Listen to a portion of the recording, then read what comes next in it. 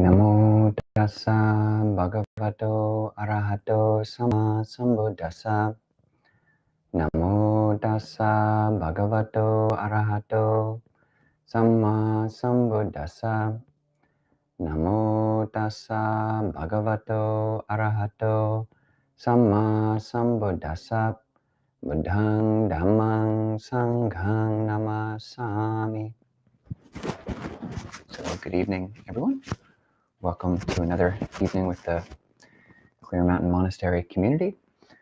I'm happy to say that I'm now up in Seattle. I've finished my degree at the Dharma Realm Buddhist University, and I'm very grateful for the time I spent there.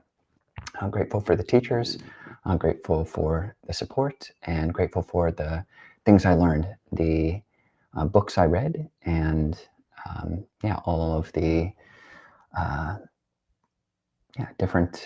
many different factors that went into making my experience there. It's a Mahayana university. It's situated in Ukiah, California, in the city of 10,000 Buddhas, a Chinese Mahayana university that was originally founded by Master Hsuan Hua, who offered the land for Abhayagiri. And there's been a very warm and close relationship with Abhayagiri ever since.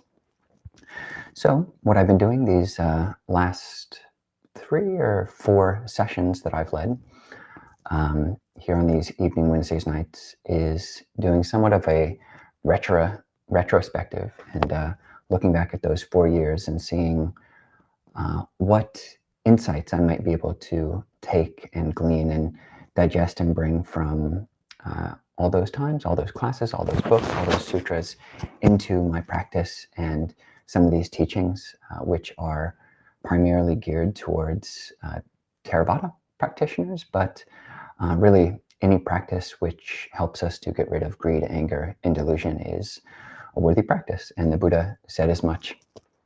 So, what can we take from these different teachings, different traditions?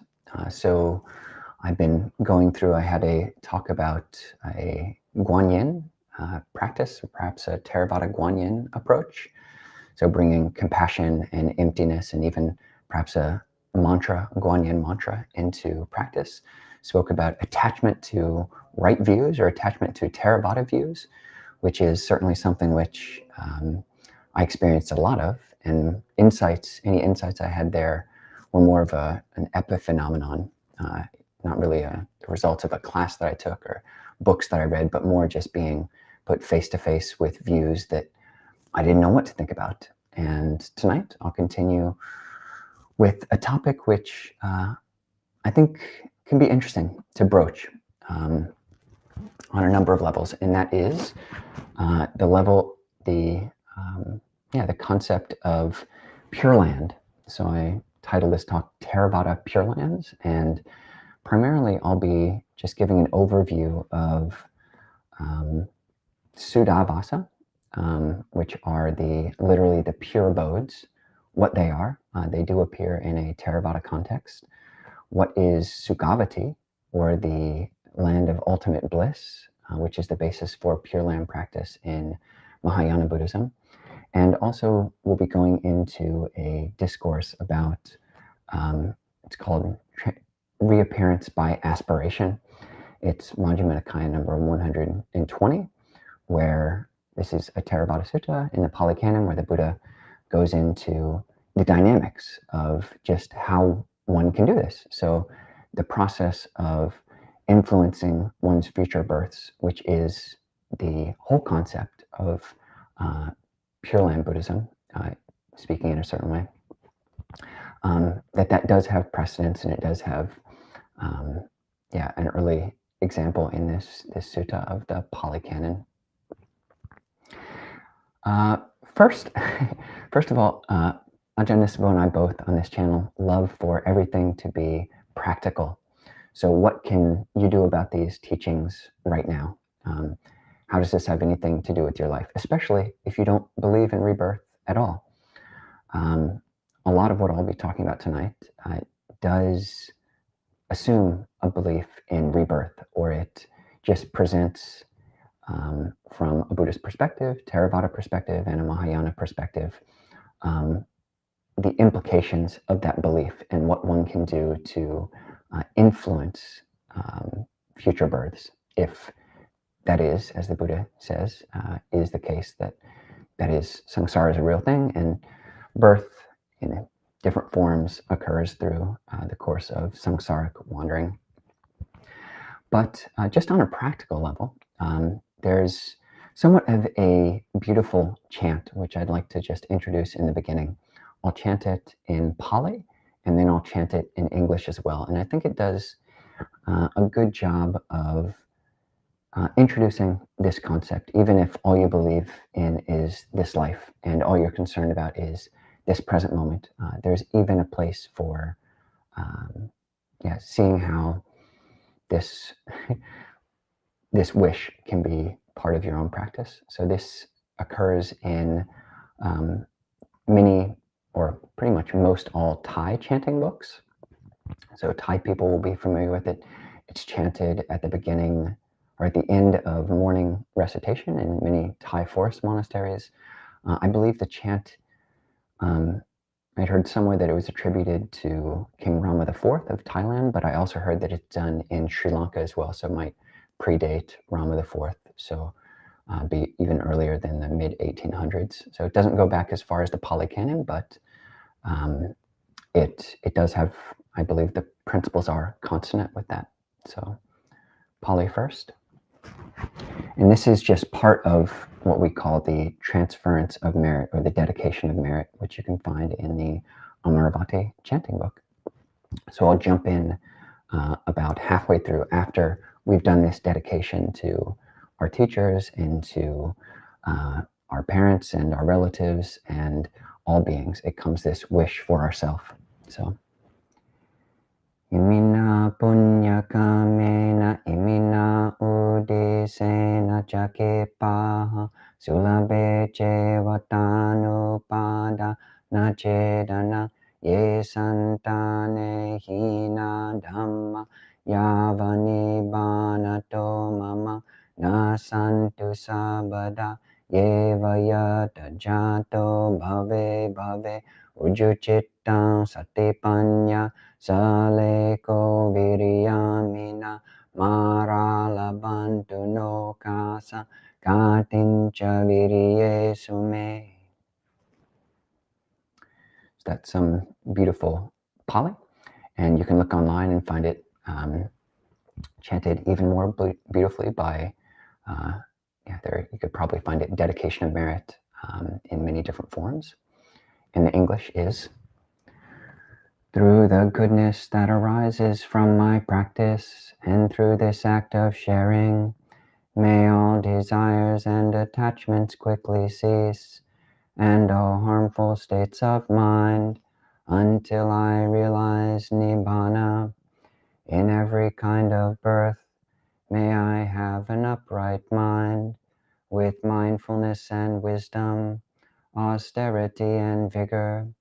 May the forces of delusion not take hold, nor weaken my resolve. So again, that's just the middle section of this longer chant, but it touches on a number of principles which we'll be going into tonight. So just there at the end, it talks about weakening my resolve. And in the Pali there, it's just virya, so weaken my energy, the energy that I'm putting forward. And that is one thing which is different about the Suddhavasa, the pure abodes. I'll just use that terminology when we're speaking about the Pali context of the heaven realms, the high, fine material heaven realms of the Pali Canon, and the Sukhavati, or the pure lands, the ultimate lands of ultimate bliss of Amitabha Buddha in the Mahayana Canon. But it's a different goal. The virya, the effort which is being exerted in a Theravada context, is for arhatship, for this context of getting rid of all greed and anger within myself, and all delusion to the extent of fully understanding how I cause myself suffering. So fully understanding the Four Noble Truths. When I do that in a Theravada context, that's the end of ignorance in that context. And what a Buddha does in a Mahayana context is gets rid of all greed and anger internally and works towards the omniscience of a Buddha and is able to help and actually work towards saving or ending, influencing others to get rid of their greed and anger as well. But this wish, which is in every kind of birth, may I have an upright mind. In every kind of birth, may I have an upright mind. In the specifics of that, that you can conceive of it in terms of the present life. In every presently arisen state, in every moment that I can influence, may I just bring as much mindfulness as I can to the practice. That's great.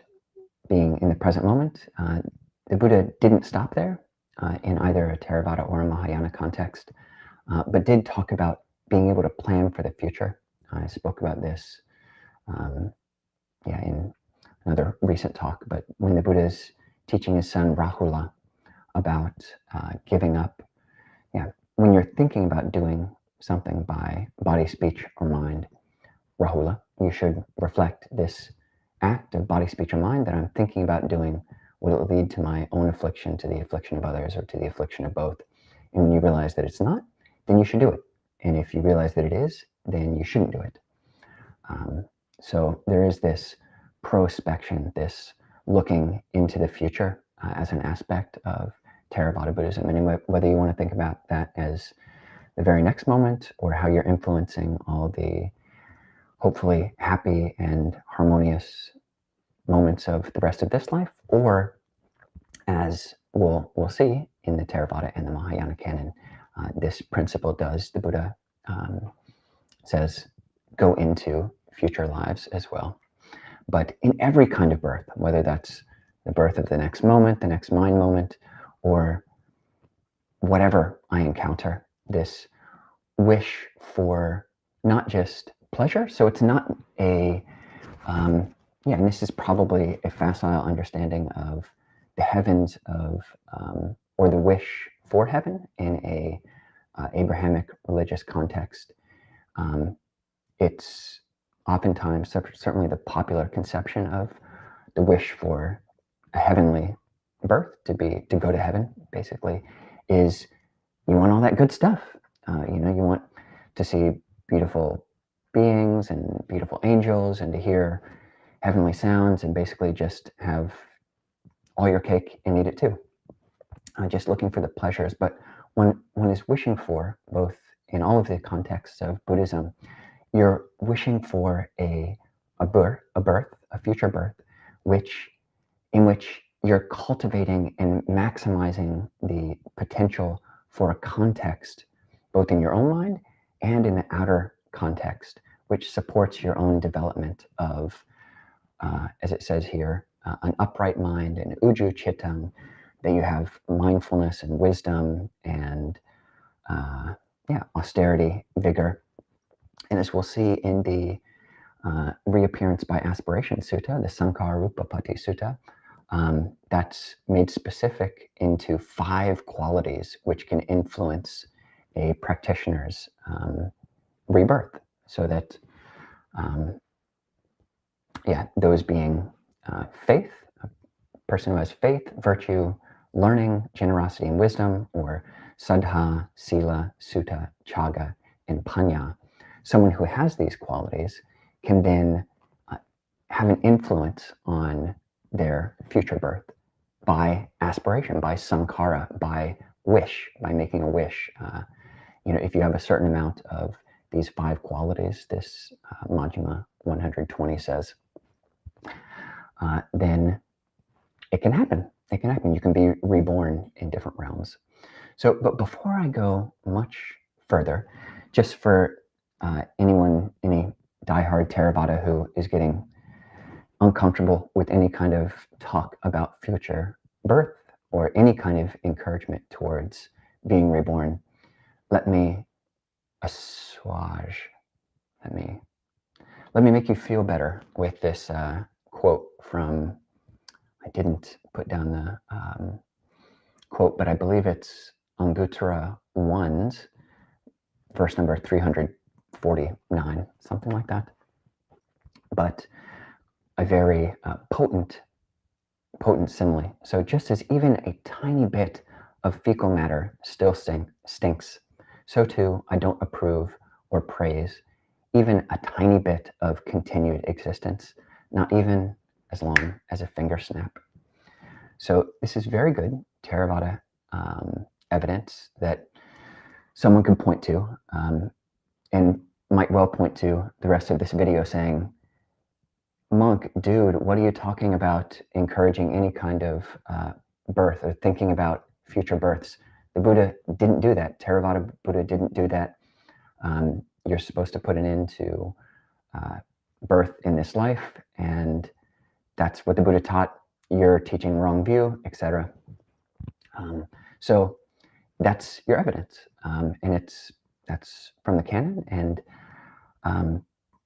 yeah, it's hard to argue with. And the Buddha did, as we'll see, also teach people maybe who aren't ready to hear that. Maybe people who, yeah, do still have a wish for heaven. This is a very natural and normal part of life in a Buddhist country, is that not everyone is wishing for nibbana or nirvana. You've got a country like Thailand, however, 70 million people, 300,000 monastics, 30,000 monasteries. Certainly, yeah, I didn't want to try to do the math or give specific numbers, but not everyone can get their mind around what is nibbana, what is the cessation of becoming. And it's probably the case that majority of practitioners in a country like Thailand, Burma, Sri Lanka, which are Theravada, where most people do declare themselves to be Theravada practitioners, are seeking a heavenly rebirth.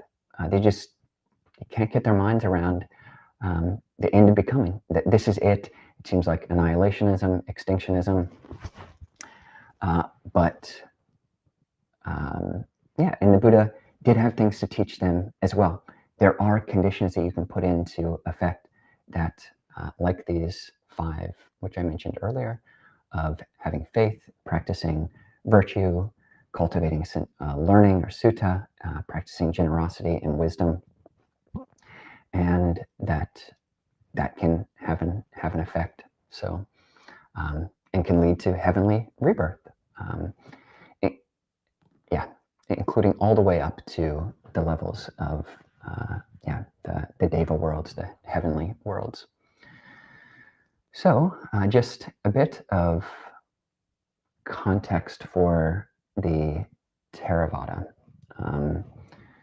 I've mentioned these Suddhavasa, what are the pure abodes, and these are 5 levels of rebirth that only occur for an anagami. And I'll just go through this really quickly. This is a non-returner.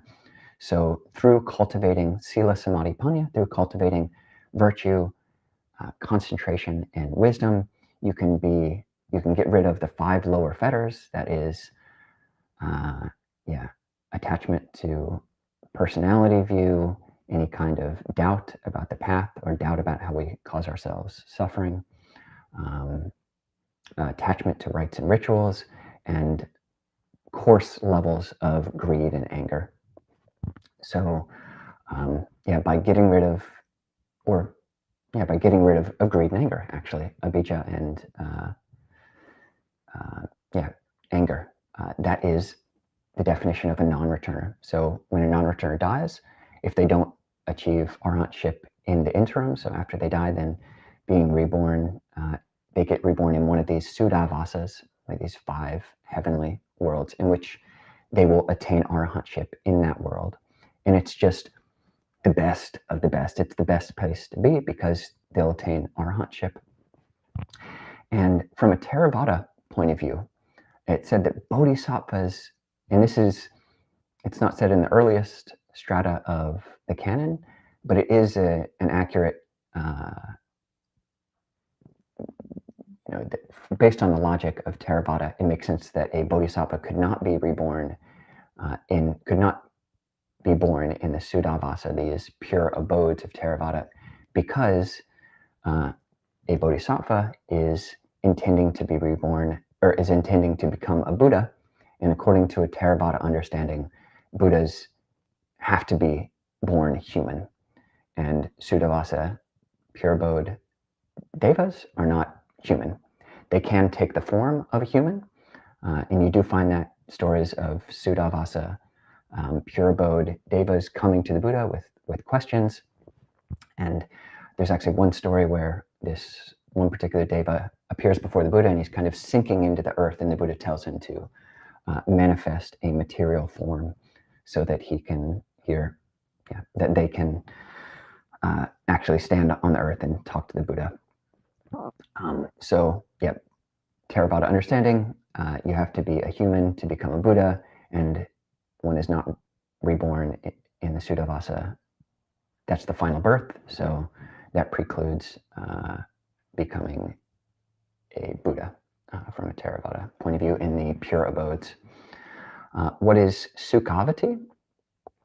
Sukhavati, literally Sukha, bliss or happiness, Avati, or Vat. Vat is the place of bliss, the land of bliss, ultimate bliss, or also called the Vishuddha Buddha Kshetra, Buddha Keta, the field of a Buddha, which is Vishuddha, totally pure. And there are three main Mahayana sutras which talk about this pure land, and one of them is I believe the shorter discourse on the Pure Land, in which is chanted every evening in Chinese one day and then in English the other at the city of 10,000 Buddhas. And this is very much the case in many Mahayana monasteries, that's the primary sutta that will be chanted. And really, Pure Land Buddhism is probably the biggest, largely speaking, sect or type of Buddhism that's practiced in the world. So Pure Land Buddhism is a dharma door, a method of practicing the Buddha's teaching, which is probably practiced by more people than any other way of practicing Buddhism. Why is that? Because it's very approachable. And why is that? Because what you find in these suttas, these three main Pure Land suttas of the Chinese canon, is a method of practice which is reciting the Buddha's name and recollecting the Buddha, and particularly Amitabha Buddha. So what we find posited and stated in these suttas is that once, when the Blessed One was dwelling in Jeta's Grove, Anathapindika's park, there was a big gathering, this is Chinese Mahayana Sutra, of great disciples like Sariputta, Mahamoggallana, Mahakassapa, and many others, and then many other great beings, great bodhisattvas. And there the Buddha says, in a Buddha land, which is many hundreds of thousands of Buddha lands to the west of here, you'll find a Buddha land which is inhabited by or presided over by this Buddha Amitabha Buddha. And the Dharma door, which is put forth in this sutra, is that if one recollects Amitabha Buddha and recites his name, and in Chinese this is usually Namo, or homage to Amitabha Buddha, Namo Amitofo in Chinese, or Namo Amitabutsu in Japanese, and just by reciting the Buddha's name, you are creating affinities with that Buddha in that Buddha land. And this term Buddha Kshetra, or Buddha field, or Fortu, does not appear in the earliest levels of the Pali Canon. It is in commentaries and sub-commentaries. But this concept, yeah. So we have a Buddha field, a Buddha, this Buddha land to the west of our Buddha land, which is presided over by Amitabha Buddha, which is basically, he has created this world, which is basically a super place for practicing Dhamma. How it's defined in the sutta is beautiful sights everywhere. There's all sorts of gold and jewels everywhere you look, and you're born from a lotus, and there's no greed, anger, and delusion. And when the wind blows, it rustles the trees, which make this sound, which help you remember the Buddha, the Dhamma, and the Sangha. And there are birds there, which in their chirps, it helps you recollect the Buddha, the Dhamma, and the Sangha. So it's basically the ultimate place for practicing the Buddha Dhamma. And yeah, so that's a brief introduction to Sukhavati, or the land of ultimate bliss, the pure land of Amitabha. And how it ties into the reappearance by aspiration is that in that sutta, Majjhima number 120, the Buddha says, take a practitioner who has a certain level of faith, virtue, learning, generosity, wisdom, and they think, if only when my body breaks up after death, I would be reborn in the company of ... devas. So, and then in this sutta, the Buddha goes through the whole, well, he starts off with, someone can think, may I be reborn as a wealthy Brahmin or a wealthy merchant, and then may I be reborn in the level of all these different ascending hierarchy, choirs of angels, of devas. Then, if they've got that certain level of faith, virtue, learning, generosity, wisdom, and they have this wish, if only aho is the kind of aho, if only I was born there. Then they settle their mind on that thought, they concentrate it and they develop it. They place their mind on it, they adhitthana, they concentrate on it, or they create this vow.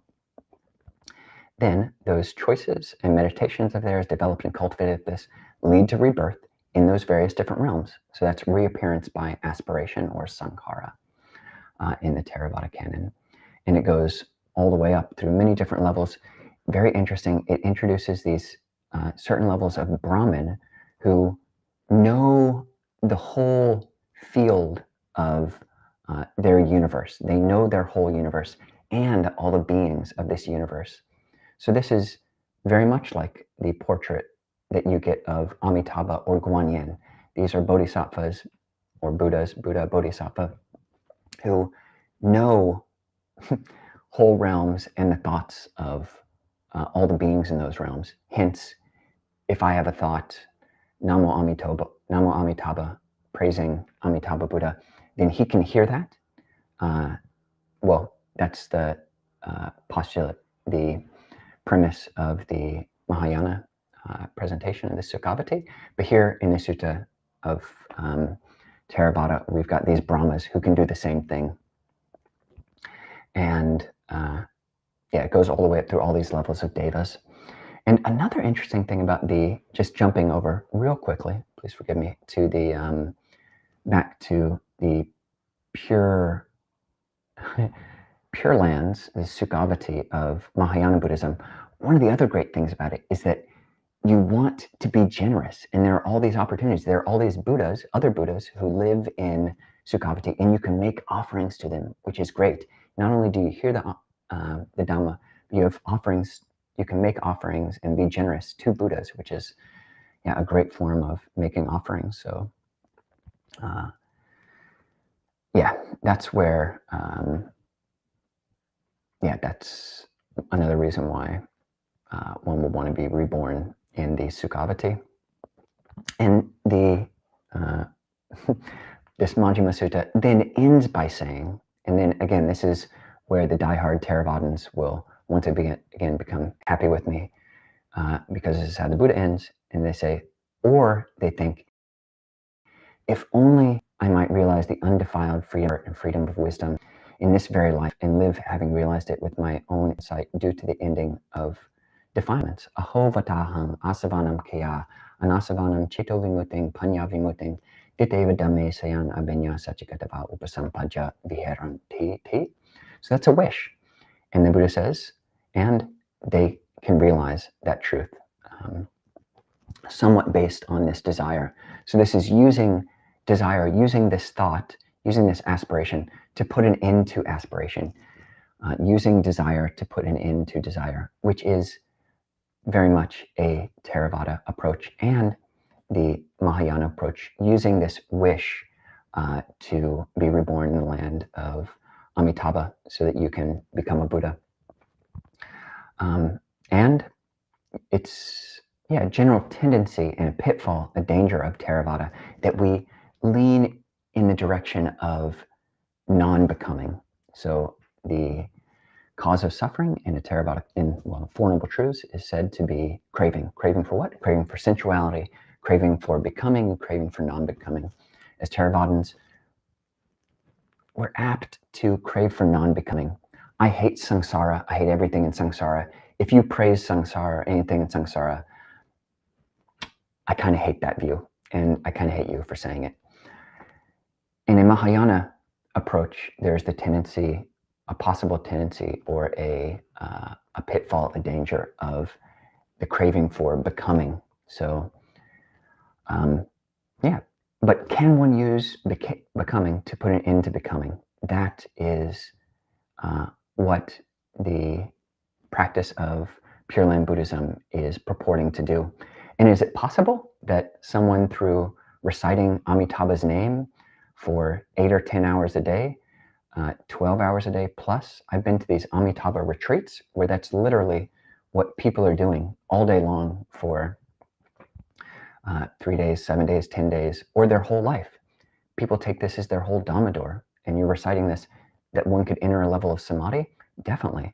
If one can get their mind around, I might be reborn in this heaven realm if I recite this name a lot.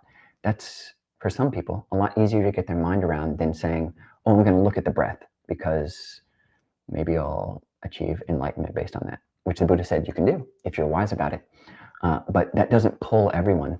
So is this a skillful means? Does the Pure Land actually exist? I don't know. I've never been there.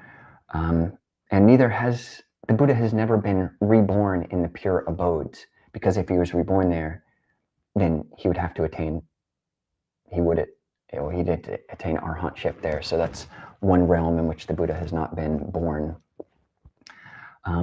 But just in summary, before we open it up for questions, and I invite anyone to put questions in the chat, one very useful way of taking this concept of the Pure Land into one's Theravada practice is this: in every kind of birth, may I have an upright mind.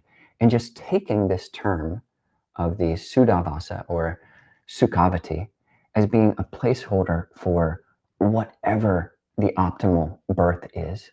So I know one Theravada teacher who actually recommends spending time on thinking about what your future birth might be, because as much as we might want it, the conditions might not be there for us to achieve arhatship in this life.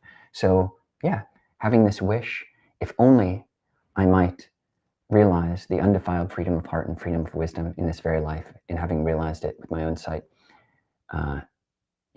realize Nibbana, basically.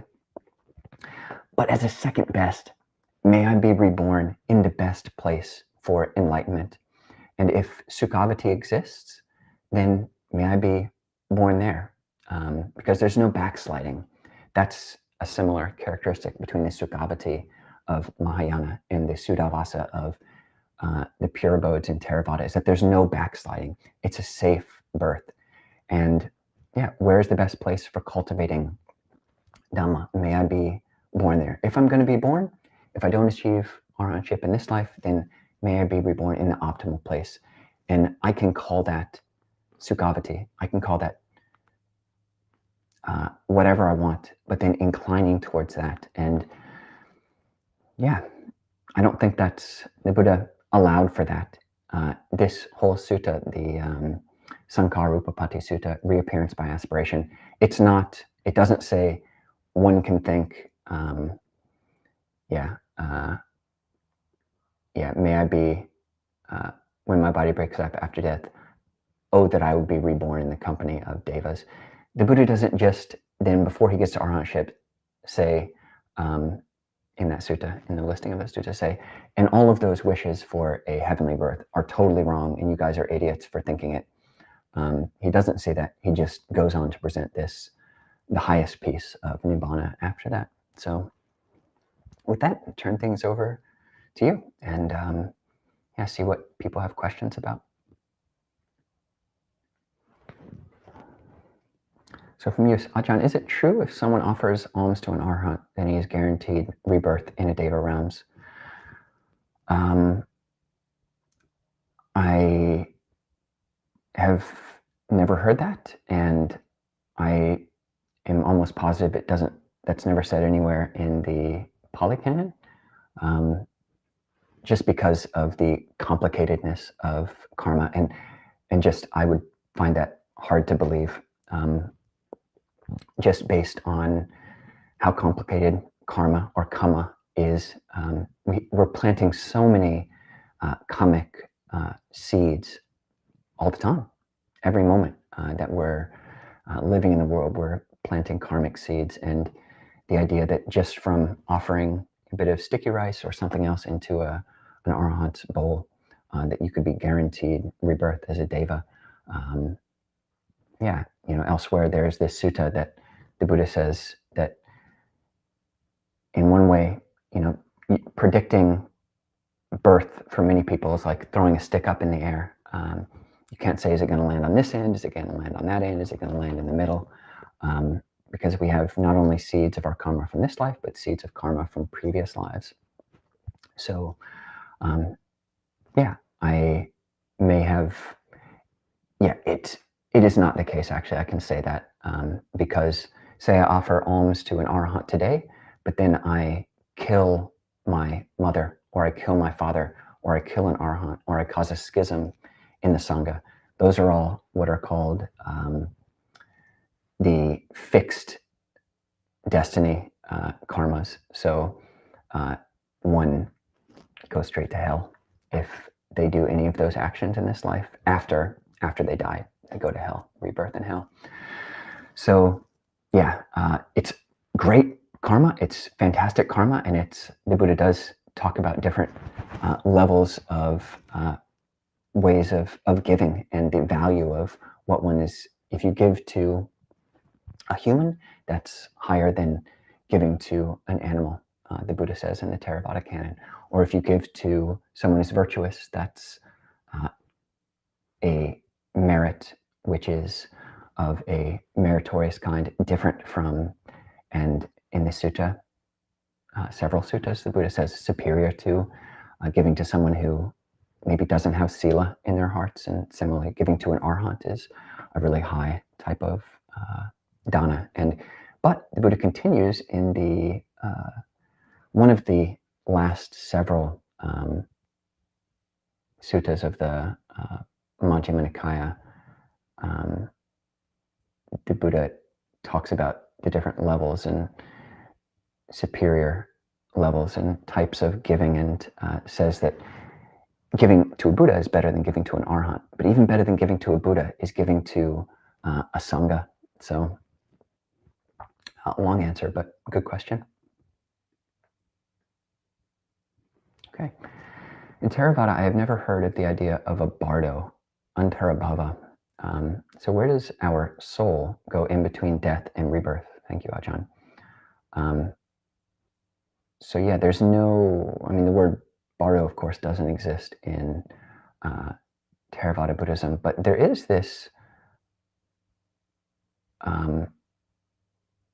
concept of an antara existence that incurs, or antara state that appears in some suttas,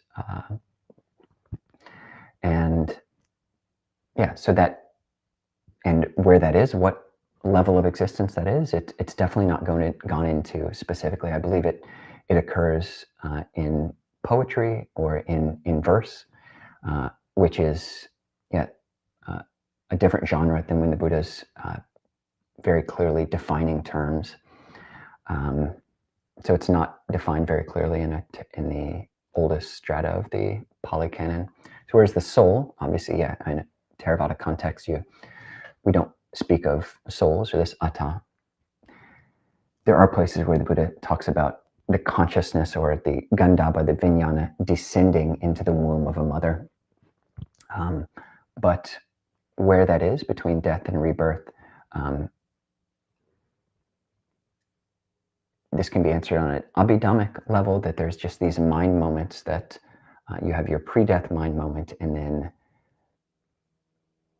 yeah, I shouldn't even try to go into explaining the abhidhamma conception of it because I don't actually understand it that well.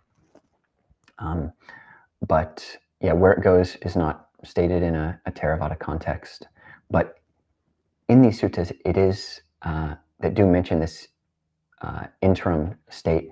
It is said that you can share merit with beings in that state. So yeah, if someone you know has just passed away, you can share merit. That is, if you've done something good, or as you're making an offering, or you can dedicate that. May this go to beings in this, if there is an interim state, to the interim state. And the Buddha very clearly said that that is for the good of the person who's doing that dedication. So, if I'm recalling correctly, Bardo is a concept that originates from the indigenous Tibetan Bon tradition, which kind of merged with the Buddhism, for lack of a better term. Yeah, certainly Bardo, I'm not sure if, I was aware of it in the Tibetan Bon tradition, but I'm not sure if Bardo, it sounds like it might be from a Western language as well. But yeah, it definitely appears and is elaborated upon both in Tibetan Buddhism and in Chinese Buddhism. You've got this concept that there's either a 7 or 49-day period before someone is reborn. Theravada doesn't talk about it in that, certainly not in those explicit and specific ways. Dear Ajahn, how can I work with sloth and torpor in my journey to meditation? Many merits to you. Yeah, with sloth and torpor, very good question. One of the techniques is bringing light, the aloka sanya, the perception of light, to mind. So that can be actually opening your eyes in meditation. This is perhaps the best thing that you can do, is just keep your eyes open. And if you can't keep your eyes open, then you might want to actually sit up, either sit in a chair or stand up. Yeah, actually looking at a light source, if it's during the day, getting up and looking outside, looking at the sky. If it's nighttime, looking up at the sky, looking up at the moon or the stars, that can help. And yeah, I think that technique of just opening your eyes, there is a way to tune into the perception of light with your eyes closed, but if you're tired, that's not the time to do it. But yeah, opening your eyes, and the physicality of just keeping your eyes open, your eyelids from closing, is a measure of effort and a measure of mindfulness. Your task at that time is, yeah, I'm paying attention to keeping my eyes open. And if you can equate that physiological gesture of just keeping the eyelids open with an attempt towards awake awareness and towards being mindful, putting aside greed and anger. And that's one thing also to watch out with sloth and torpor. The Buddha said that one of the causes for sloth and torpor is a bad posture. You can fix your posture. Another one is arati, or which is discontent or leaning in the direction of aversion. So to what extent is your mind disliking the sloth and torpor? And to what extent is your mind disliking anything else, the pain of being tired? And so work with it and see if have you actually gotten enough sleep? Do you have a sleep debt? In which case, yeah, you might take a nap. But if it's not the case, you've gotten enough sleep, you don't have a sleep debt, then yeah, finding these other ways to work around it. So I wish you the best. All right. So I will close the session now, and people who are so inclined can join our session over on Zoom, which I'll post the link into the chat. And just as a encouragement for anyone who's interested, Venerable Gina Siri, who is tuning in now. Does the last mind moment determine the next rebirth?